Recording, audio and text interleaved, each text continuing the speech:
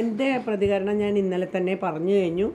അതിന് കൂടുതലായിട്ട് ഞാനിപ്പോൾ നേരത്തെ തന്നെ പറഞ്ഞു, എൻ്റെ സമ്മതമില്ലാതെ നിങ്ങളിങ്ങനെ എയറിലേക്ക് ഇത് വിടണത് ശരിയല്ല. അത് ശരിയല്ല. എനിക്ക് എൻ്റെ പ്രതികരണം ഞാൻ തന്നു കഴിഞ്ഞു. അല്ല, ഞാൻ നിങ്ങളോട് വന്നപ്പോൾ തൊട്ട് തന്നെ പറയുന്നുണ്ട്. എനിക്ക് പറയാനുള്ളത് ഇന്നലെ വളരെ ക്ലാരിറ്റിയോടുകൂടി തന്നെ ഞാൻ പറഞ്ഞു കഴിഞ്ഞു.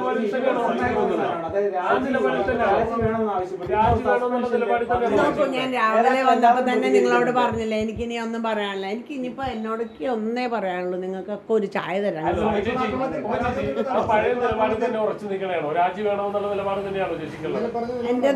എൻ്റെത് ഞാൻ പറഞ്ഞു കഴിഞ്ഞല്ലോ. ഇനി പാർട്ടി തീരുമാനിക്കട്ടെ. ഇത് ഞാൻ തീരുമാനിക്കണ കാര്യമല്ലല്ലോ. എൻ്റെ അഭിപ്രായം ഞാൻ പറഞ്ഞു, അത് പിന്നെ പാർട്ടിയാണ് തീരുമാനിക്കുന്നത്. അല്ല, എല്ലാവരും പ്രതികരിക്കാത്തത് കൊണ്ട് ചിലപ്പോൾ എല്ലാവരും പ്രതികരിക്കുന്നു എന്നുള്ളത് കൊണ്ട് ഞാൻ പ്രതികരിക്കുന്നില്ല, അല്ലെങ്കിൽ എല്ലാവരും പ്രതികരിക്കാത്തതുകൊണ്ട് ഞാൻ പ്രതികരിച്ചതല്ല. ഞാൻ എൻ്റെ ഒരു അഭിപ്രായമാണ് പറഞ്ഞത് ഇന്നലെ. അത് ഞാൻ മറ്റുള്ളവരോട് ആരോടും ഷെയർ ചെയ്തതുമല്ല, ചോദിച്ചതുമല്ല. എനിക്കത് എൻ്റെ നീതിബോധം മിനിഞ്ഞാന്ന് തന്നെ അദ്ദേഹം ഉറപ്പായിട്ട് രാജിവെക്കുന്നു വിചാരിച്ചു. പത്രസമ്മേളനം നടക്കുമ്പോൾ എന്തായാലും ഒരു ക്ലാരിറ്റി ഉണ്ടാവും എന്തായാലും എന്ന് തോന്നി. പക്ഷേ അത് ഉണ്ടായില്ല എന്നുള്ളത് കൊണ്ടാണ് ഞാൻ ഇന്നലെ പറഞ്ഞത്. പിന്നെ നിങ്ങളെപ്പോലുള്ളവരിങ്ങനെ ചോദിക്കുമ്പോൾ നമുക്ക് ഉത്തരം പറയാതിരിക്കാൻ പറ്റില്ല എന്നുള്ളത് കൊണ്ടാണ് പറഞ്ഞത്. ഇപ്പം സത്യത്തിൽ എനിക്കൊന്നും പറയാനില്ല.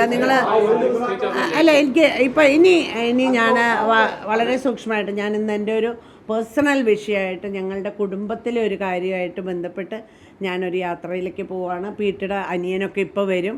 അപ്പോൾ അവരുടെ കൂടെ പോകാനിരിക്കുകയാണ്. എന്നെ നിങ്ങൾ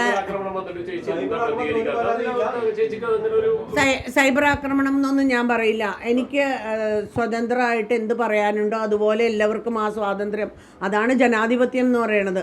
നമ്മൾക്ക് എന്ത് പറയാനുണ്ടോ അത് പറയാനുള്ളൊരു സ്വാതന്ത്ര്യം എല്ലാവർക്കും ഉണ്ട്. അത് നമ്മളൊരു ആക്രമണമാണെന്ന് ചിന്തിക്കേണ്ട ആവശ്യമില്ല. അവരുടെ അഭിപ്രായം അവർ പറയുന്നു.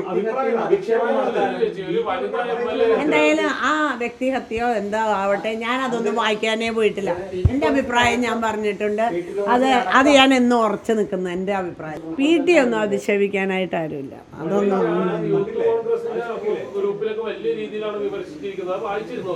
ഞാൻ വായിച്ചിട്ടില്ല.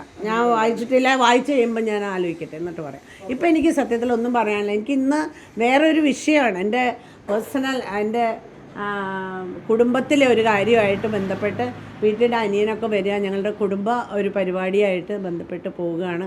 ഇത് വളരെ പ്ലാൻഡായിട്ട് നേരത്തെ തന്നെ തീരുമാനിച്ചിരുന്ന ഒരു കാര്യമാണ്. അതുകൊണ്ട് എന്നെ ഒഴിവാക്കിയേക്ക്.